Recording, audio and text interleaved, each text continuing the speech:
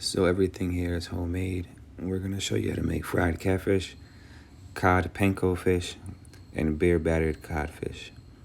Hope you enjoy and take notes.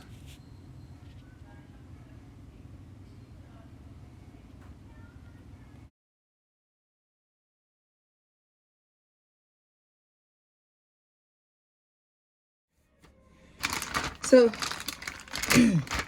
Frying pan? it also makes it easier to fry in the pan. Smaller pieces you can like fit more on, and it just makes the pan heat more evenly because you have similar sizes of everything. So before we start to coat it, we're gonna season it.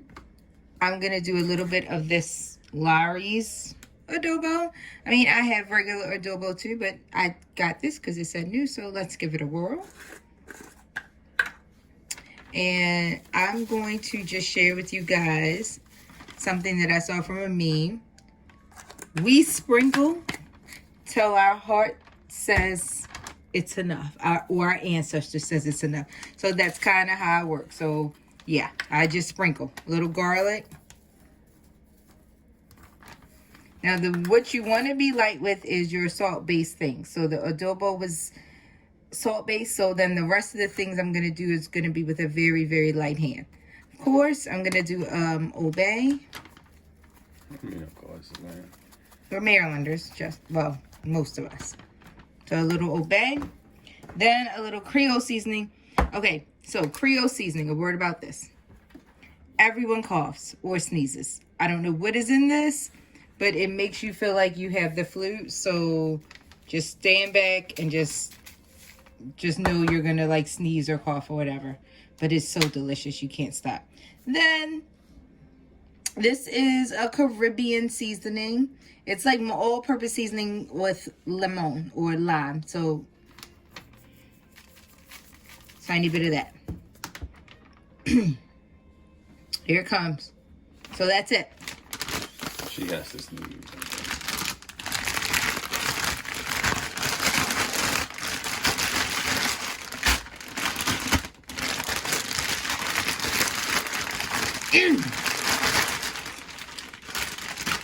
They say if you put your tongue on the roof of your mouth, it'll keep you from sneezing. I don't know. They say when you sneeze, your heart stops. I don't know.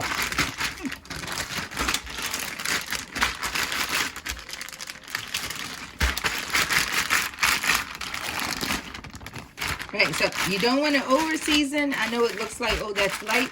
You don't want to over season though, because your fry will have a little bit of seasoning too. We'll sprinkle a little seasoning on there, and you don't want to make it salty.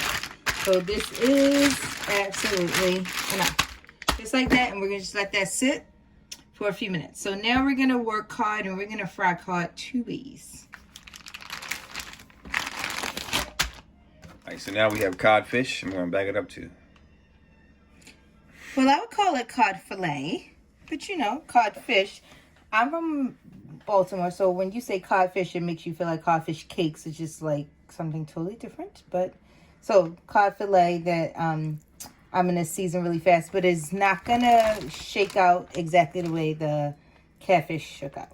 So this, we're just putting this in the bag to season, and we're gonna work this 2 different ways. So we're gonna do a beer battered version of codfish cake, kind of like fish and chips, because we are accompanying this with French fries, sweet potato fries, and pasta salad, and spinach. So we're gonna do one that's like a panko, like a fish stick version for the littles, and then we're gonna do another version that is more traditional for us, that's like fish and chips. So we'll have like a beer batter, and we have we'll get to it, but we have like a Blue Moon beer that it's a mango Blue Moon. It'll lend some sweetness to it, like the offset any like spicy that I decide to kick up. Say it again. So this is gonna seem weird, but after all the spices I did for the other fish, I'm literally only using 2 spices for the codfish, because cod is very, very light, and too much flavor will it'll ruin it.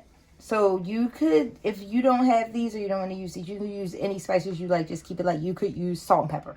It doesn't matter. But I'm going to use adobo, and then because you know me, I'm going to use obey.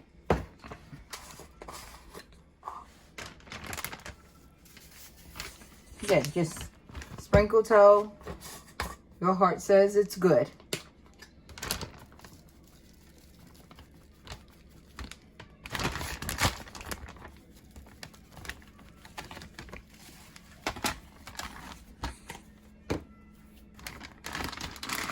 So with this, it's a, you know, try and be a little bit more gentle with this fish because it's so flaky. Almost lost me there. You don't want to like mix it up too much. You want to kind of be nice with it so you don't handle it too much.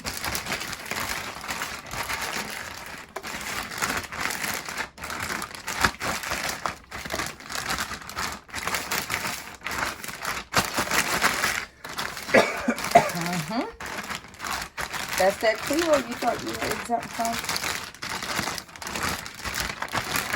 No one is exempt from the Creole.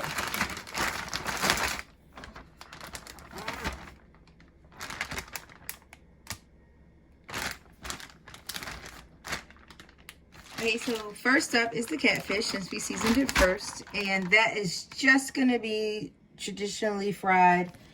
So no baths. It's just going to be cornmeal flour mixture that's seasoned. I mean, you can make it yourself, or you can use Louisiana, or you could use McCormick, and you could use any fish fry you want, or you can make it yourself. Totally up to you. If you make it yourself, it's going to be equal amounts flour and cornmeal, whether it's yellow or white, and any seasoning you like. Then you take your seasoned ones out. And I always do just one to start, just to make sure, like, you know, I test the oil to see if it's hot, but it's nothing like, the proof in the pudding doesn't happen until like a piece of fish is in there. So get it really good dredged, really good.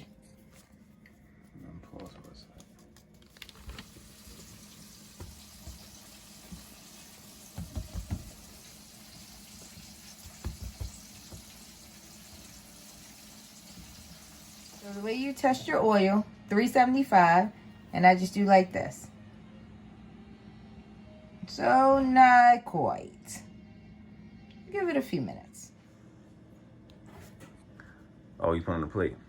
Yeah, because I want that back there. Hey, just hold that over here real quick. That plate. Take that one. Just sit it over there. Yeah, I got you.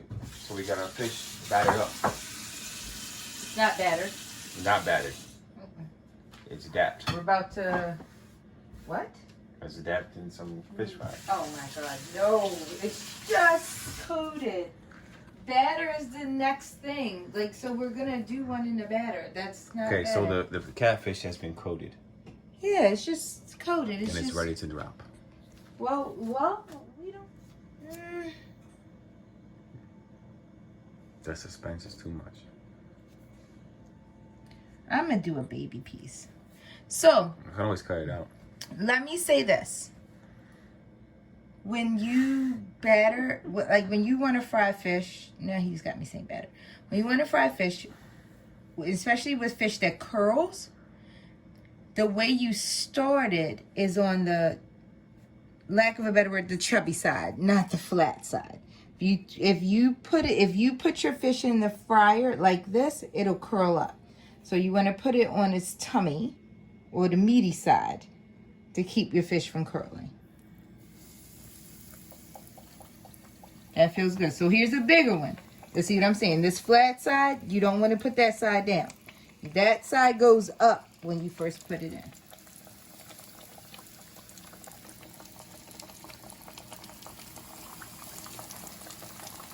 I think I can fit one more in there. You don't ever want to crowd the... But I think I'm going to go this way. Perfect.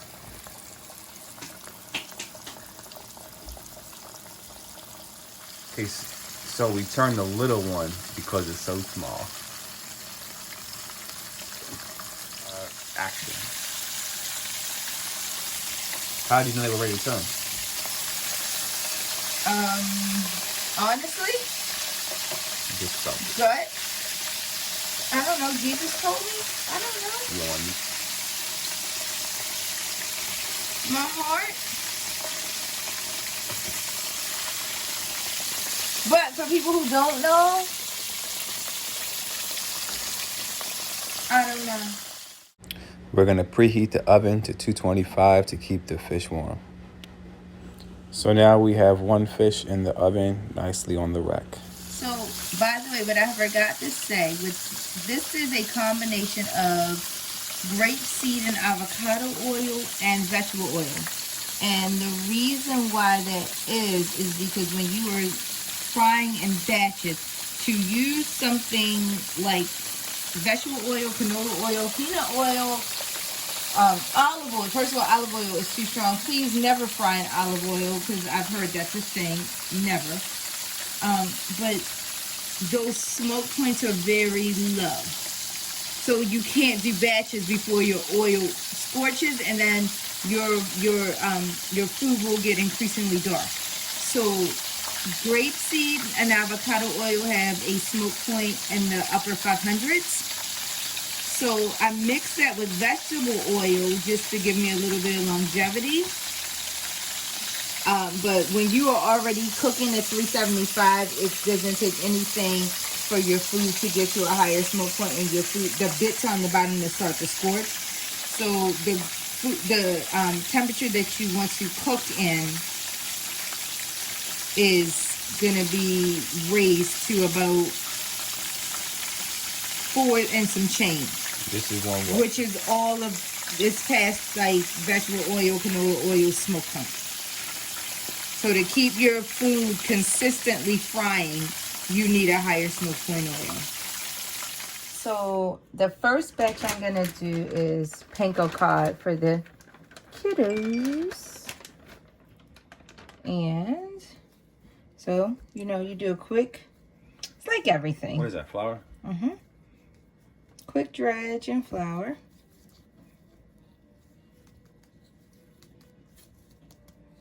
Shake the excess off. Dip it in smeg. Then the eggs from my girls. Well, and it's mixed with a teensy, ever so slight amount of bit of water. Then Panko. So I try and adhere to this. It doesn't always work, but I try and keep one finger wet, one finger dry, because you're going to get like a club hand at some point, depending on how much you do. So Then what?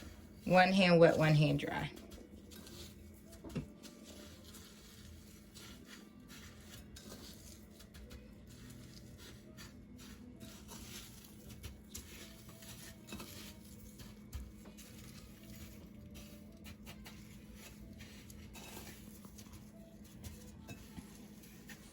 Now again, chunky side down.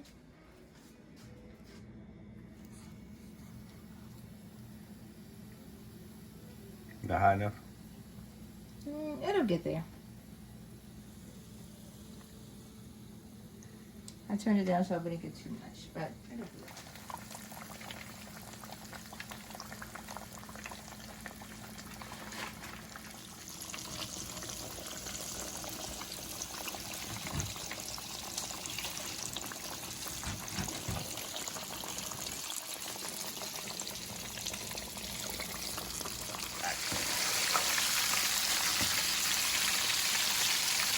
Called a little golden brown, like a hash brown. Nice, isn't it? It took about, what, 5 minutes? Maybe 3 to 5 minutes. 3 to 5 minutes. On one side.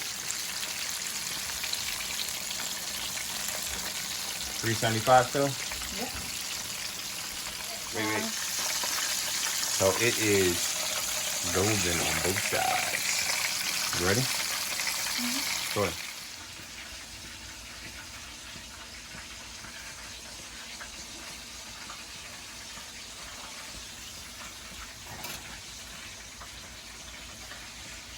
Beer batter. So we got beer batter. Beer, cornstarch, flour. You mixed all that together? Mm-hmm. Equal parts? Mm-hmm. About what, a half cup each? I have no idea. All to the heart's desire. And then you just add the beer. You're working it until it's like pancake mix. Nice and But you smooth. want the bubbles because that effervescence when you fry it is gonna give you that bloom and that crispy crust. So you took the.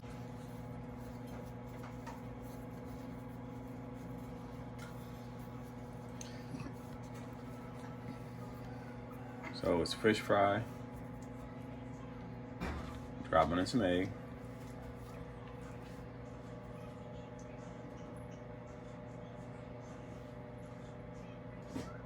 We turn it up?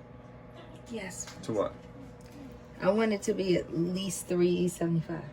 On the edge there, the bowl. It's got to be hot. Alright, I'm putting the beer batter. So now we submerge the fish into the batter.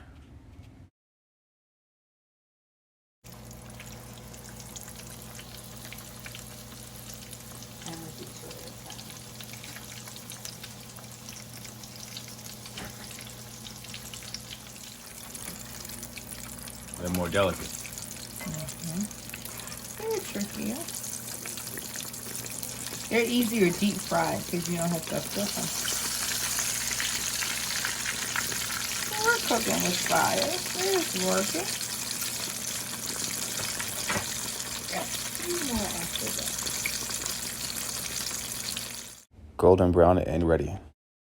The fish is done and it's time to drop the French fries. When they begin to float, they are ready.